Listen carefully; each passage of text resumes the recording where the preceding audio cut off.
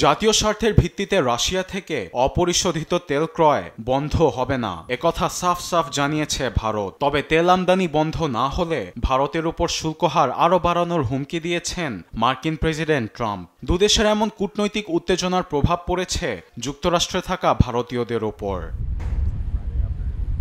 মার্কিন মূল্যকের অভিবাসীদের বিরুদ্ধে এবার কঠোর বার্তা দিল ভারতে অবস্থিত মার্কিন দূতাবাস। মার্কিন ভিসার শর্তাবলী এবং অবস্থানের সময়কে সম্মান করার আহ্বান ট্রাম্প প্রশাসনের। সোমবার সামাজিক যোগাযোগ মাধ্যম এক্সে দূতাবাস আরও জানায়, I-94 অ্যাডমিট অফ ডেটের পর যুক্তরাষ্ট্রে অবস্থান করলে ভিসা প্রত্যাহার, নির্বাসন এবং ভবিষ্যতে ভিসার জন্য অযোগ্যতার মতো গুরুতর পরিণতি হতে পারে। ভিসা মেয়াদোত্তীর্ণের পর অতিরিক্ত সময় যুক্তরাষ্ট্রে ভ্রমণ, পড়াশোনা বা চাকুরি করা নিয়েও ভারতকে সতর্ক করেছে যুক্তরাষ্ট্র।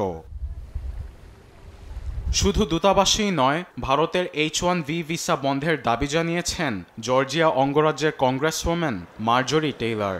সামাজিক মাধ্যমে পোস্টে ভারতীয় অভিবাসীরা মার্কিন চাকরির বাজারকে ঝুঁকিতে ফেলছে দাবি করে ক্ষোভ ঝাড়েন তিনি।